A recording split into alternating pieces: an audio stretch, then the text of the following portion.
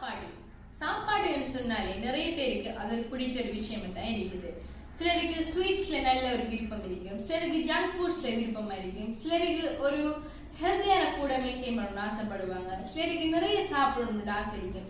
இப்படி சாப்பாடை பொறுத்த வரையில அது ஒவ்வொருத்தருக்கும் ஒவ்வொரு வகையா இருக்கும். சோ நாம இன்னைக்கு பார்க்க போற விஷயம் என்னன்னு சொன்னா, சாப்பாடு வந்துகிட்டு டிரெக்டாவே மென்டல் ஹெல்த்தோட கனெக்ட் ஆகின ஒரு விஷயம்.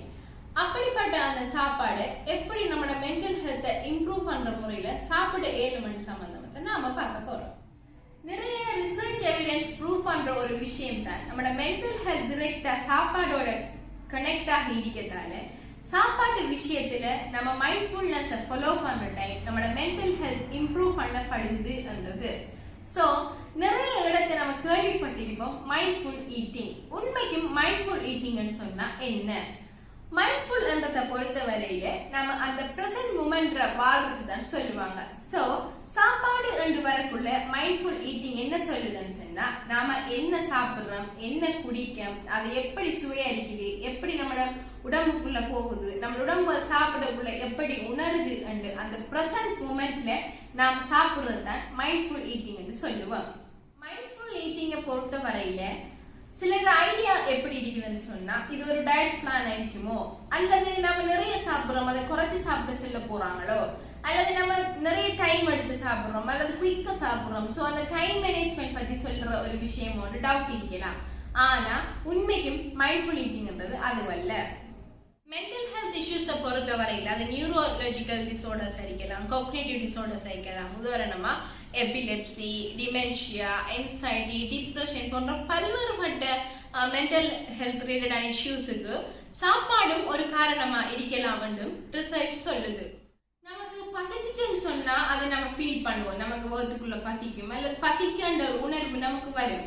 சோ இதுல இருந்து நம்ம ஈஸியா அண்டர்ஸ்டாண்ட் பண்ணலாம் நம்மட பாடிக்கும் நம்மட மூடுக்கும் நம்மட சாப்பாட்டுக்கும் ஒரு கனெக்ஷன்ஸ் இருக்குதுன்னு சொல்லி. இப்ப நம்ம எவ்வளவு டயர்டா ஃபீல் பண்ணாலும் ஒரு நல்ல ஒரு ட்ரிங்க் எடுத்தது அல்லது ஒரு சூப் குடிச்சதுக்கு பிறகு நம்ம கொஞ்சம் ஆக்டிவ் ஆகுற மாதிரி ஃபீல் பண்ணுவோம். சோ சில வேலைகள் சொல்லுவோம், சாப்பிடாம எனக்கு இந்த வேலை செய்யலாது, கட்டாயம் சாப்பிட்டு எனக்கு ஒரு பிரேக் கொண்டு தாங்க, இப்படி நிறைய பேர் சொல்றதை கேள்விப்பட்டிருப்போம். சோ இந்த சின்ன சின்ன விஷயங்கள்ல இருந்து நம்ம எதை அண்டர்ஸ்டாண்ட் பண்ணலாம்டா, சாப்பாடு நம்மளோட உடம்பு வந்துகிட்டு ஒரு கனெக்ஷன்ல இருக்க ஒரு விஷயம். பிஸி ஷெட்யூல்ல இருக்க ஒருத்தருக்கு அவர் சாப்பாடு என்ற விஷயம் கூட சம்டைம் கஷ்டம் இருக்கலாம், அதாவது அதுக்குரிய டைம் அவருக்கு எடுத்துக்கொள்ளலாம் இருக்கலாம். சோ டிவி பார்த்துட்டு சாப்பிடுவாங்க, போன் பேசிட்டு சாப்பிடுவாங்க, ஒர்க் பண்ணிட்டு சாப்பிடுவாங்க, நடந்து சாப்பிடுவாங்க. ரெண்டாவது சாப்பாடு என்ற ஒரு விஷயத்துக்கு டைம் கொண்டு கொடுக்க இயலாமையும் நிறைய பேர் பிஸி ஷெட்யூலுக்குள்ள இருந்துட்டு இருக்காங்க. சோ இப்படியான ஆட்கள் கட்டாயம் என்ன செய்யணும்னு சொன்னா, மைண்ட்ஃபுல் ஈட்டிங்க பிராக்டிஸ் பண்ற டைம்ல அவங்களுக்கு ஈஸியா அவங்க சில விஷயங்களை செஞ்சு கொள்ளையில இருக்கும். இதுக்கு ஒரு குறிப்பிட்ட டைம் எடுக்கும். ஏன்னு சொன்னா இது கட்டாயம் பிராக்டிஸ்ல வர வேண்டிய ஒரு விஷயம்.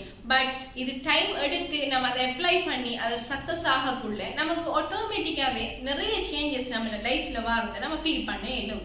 எப்படி மைண்ட்ஃபுல் ஈட்டிங்க நம்ம லைஃப்குள்ள பிராக்டிஸ்ல கொண்டு வரன்னு பார்த்தோம்னா, முதலாவதாக உங்களோட ரிலேஷன்ஷிப் வித் ஃபுட் என்ற ஒரு விஷயம் தெரிஞ்சிருக்கணும். நீங்க உங்களோட ஃபுட்டோட எந்த அளவுக்கு ரிலேஷன்ஷிப்ல இருக்கீங்க.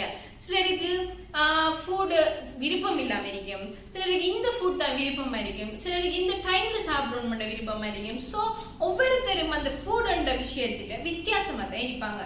சோ கட்டாயம் இந்த ஃபுட்டோட உங்களோட ரிலேஷன்ஷிப் எப்படி இருக்குதுன்றதை நீங்க அறிஞ்சுக்கணும். அதோட எந்த டைம்ல நீங்க கூடுதலா சாப்பிடுறீங்க.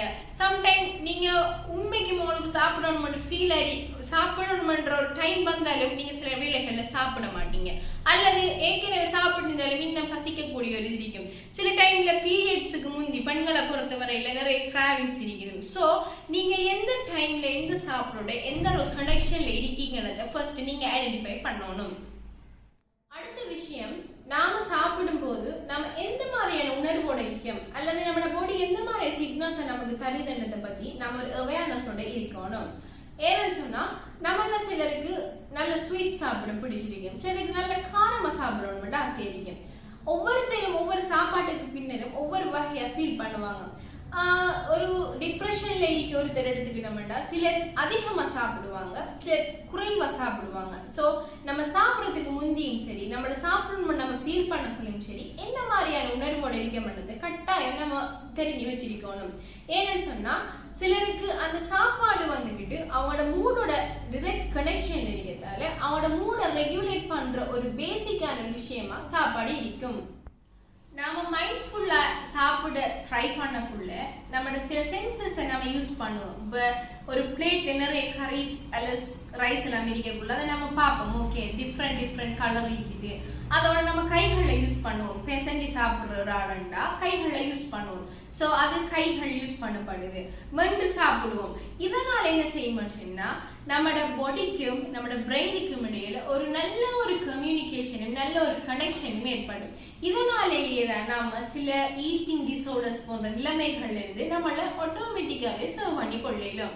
மைண்ட்ஃபுல் ஈட்டிங் சொல்றது உண்மையிலேயும் ஒரு பெரிய ஒரு சப்ஜெக்ட். பட் அதுல ஓவராலா ஒரு சில விஷயங்களை தான் நாம இப்ப கவர் பண்ணிருக்கோம். மைண்ட்ஃபுல் ஈட்டிங் சொல்றது உங்களுக்கு நல்ல ஒரு ஈட்டிங் எக்ஸ்பீரியன்ஸ் செய்யும். உங்களோட செல்ஃப பத்தி அவேர்னஸ் தரத்துக்குரிய ஒரு பிராக்டிஸ் தான்.